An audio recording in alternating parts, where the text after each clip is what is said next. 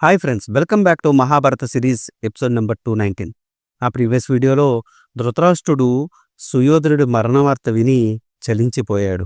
ఏడుస్తూ తన బాధనంతా విదురుడితో చెప్పుకున్నాడు. తర్వాత సంజయుడిని ఒక ప్రశ్న అడిగాడు. అసలు 18వ రోజు ఏం జరిగింది?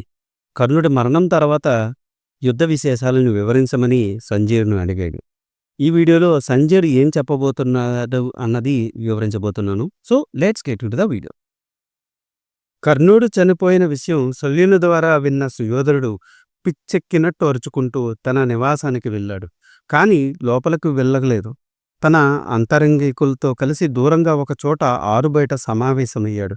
దుఃఖం ఆపుకొని కార్యాచరణకు పూనుకున్నాడు.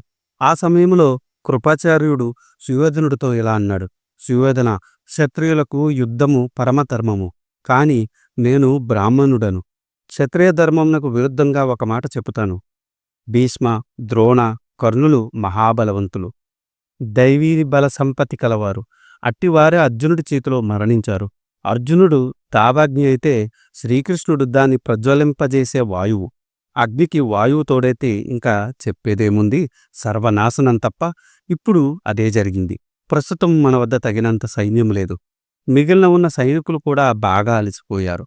ఇప్పుడు ఎవరు సైన్యాధ్యక్షుడైనా ఈ కొద్దిపాటి సైన్యంతో పాండవులను జయించడం కష్టసాధ్యము.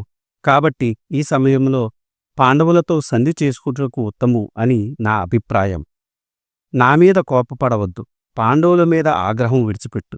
అసలు ఈ యుద్ధం నీ కారణం కోపమే. నీ అకారణ వైరం వలన సంభవించింది. కొంచెం లౌక్యం ప్రదర్శించి ఉంటే యుద్ధం నివారించబడి ఉండేది. మరొక మాట, మనకు శక్తి సామర్థ్యాలు అధికంగా ఉన్నప్పుడు యుద్ధం చేయడం అవసరనీయం. కానీ మన శక్తి సన్నగిల్లినప్పుడు సంధి చేసుకోవడం ఉత్తమం. ఇది యుద్ధనీతి. నీవు ఈ యుద్ధం ఎందుకు చేస్తున్నావు? ఈ సమస్త రాజ్యమును కైవసం చేసుకోవడానికి, పాలించడానికి, సకల సుఖములు అనుభవించడానికే కదా. కానీ ఈ కొద్దిపాటి సైన్యముతో అది సిద్ధిస్తుందా? ఆలోచించు. ఏదైనా మనం బతికి ఉంటే కదా ఇహలోక సుఖములు అనుభవించడానికి. కాబట్టి బతుకు మార్గం ఆలోచించు. ధర్మరాజు సౌమ్యుడు, సంధికి అంగీకరిస్తాడు. శ్రీకృష్ణుడు కూడా సంధికి కాదనుడు. శ్రీకృష్ణుడు ధర్మరాజు ఏ విధంగా నిర్ణయిస్తే భీమార్జున నకుల సహదేవులు దానిని శిరసావహిస్తారు. నీవు అవునంటే సంధి జరిగి తీరుతుంది. పట్టుదల మాని సంధికి ప్రయత్నించు అని చెప్పాడు కృపాచార్యుడు. కృపాచార్యుని మాటలు సావధానంగా విన్నాడు సుయోధనుడు. ఆచార్య, మీరు నా క్షేమం కోరేవారు. నేను చెడిపోవడం ఊరవలేక మీరు 4 మంచి మాటలు చెప్పారు. కాని ఆ మాటలు నాకు అంగీకారం కావు కదా. ఎందుకంటే మాయాజూదం ఆడించి పాండవుల రాజ్యం అపహరించి వారిని అరణ్యాలకు పంపాను. నిండు సభలో పాండవ పత్ని ద్రౌపదిని జుట్టుపట్టుకి ఈడిపించి ఘోరంగా అవమానించాను. సంధి చెయ్యవచ్చిన కృష్ణుని బంధించడానికి ప్రయత్నించాను. భీష్మ, ద్రోణ, సైంధవ, కర్ణచావు కళ్ళారా చూచాను. పసివాడైన అభిమన్యుణ్ణి ఒంటరివాడిని చేసి అందరం చుట్టుముట్టి కిరాతకంగా చంపాము. నేడు నా తమ్ముడు దుశ్శాసనుణ్ణి ఆ భీముడు గుండెలు చీల్చి నెత్తురు తాకడం కళ్ళారా చూశాను. ఇన్ని చూసిన నేను భీమసేనుడు తన 2వ శపథం నెరవేర్చుకుంటాడని, నా తొడలు విరగ్గొట్టి చంపుతాడని భయపడి సంధి చేసుకుంటే లోకులేమనుకుంటారు? స్వార్థపరుణని నిందించరా? ఏం జరుగుతుందో అదే జరుగుతుంది. ఒకరి దయాదాక్షిణ్యాల మీద వచ్చే రాజభోగాల కంటే యుద్ధంలో మరణించి వీరస్వర్గం పొందటం శ్రేయస్కరము అని నా భావన. కాబట్టి యుద్ధం కొనసాగించడానికి నిశ్చయించుకున్నాను. అడ్డు చెప్పకండి. నేను మిగిలిన సైన్యంతో వెళ్లి పాండవుల్ని జయిస్తాను. ఏమో ఏం జరుగుతుందో ఎవరికి తెలుసు అని తన మిగిలిన సైన్యము ఉత్సాహం కలిగించేటట్లు మాటలు చెప్పి వారిని రణోన్ముక్కులను చేశాడు. తరువాత అందరూ కలిసి మర్నాడు జరగబో 18వ రోజు యుద్ధమునకు ఏ వ్యూహం పన్నాలో ఆలోచింపసాగారు. అశ్వత్థామ, శకుని, శల్యుడు, కృపాచార్యుడు, కృతవర్మ కలిసి ఆలోచించి సుయోధనుడితో ఇలా అన్నారు. సుయోధన, మనం ఈ రాత్రి ఇచ్చట ఉండటం, మన శిబిరంలో నిద్రించడం మంచిది కాదు. ఎందుకంటే విజయోత్సాహంలో ఉన్న పాండవులు అర్ధరాత్రి మన శిబిరం మీద పడవలని సంహరించే అవకాశం ఉంది.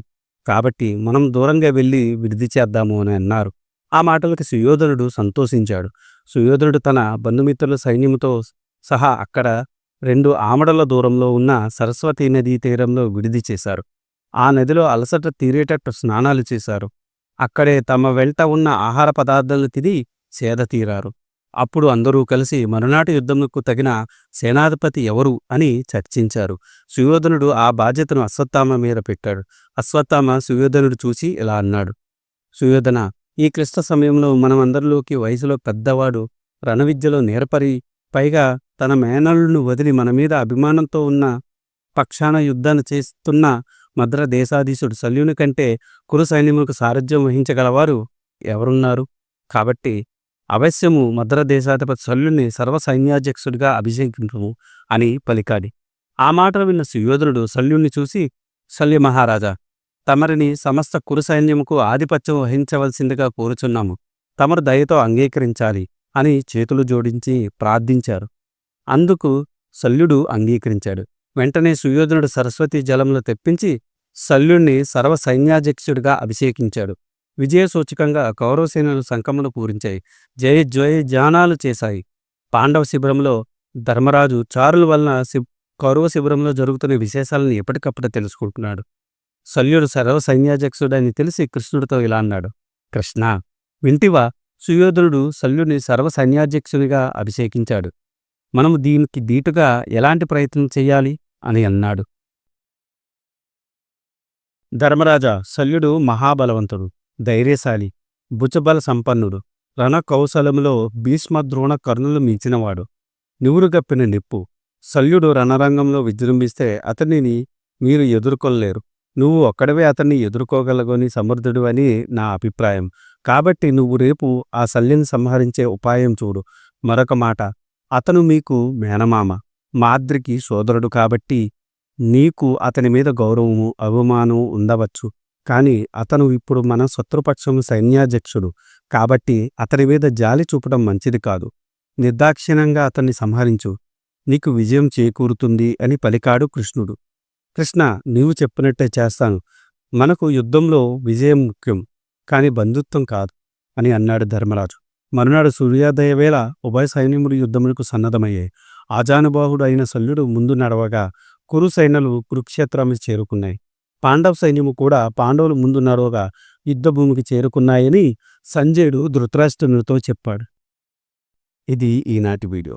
ఆ తర్వాత ఏం జరిగిందో తెలుసుకోవాలనుకుంటే మీరు నా నెక్స్ట్ వీడియో కోసం వెయిట్ చేయాల్సిందే.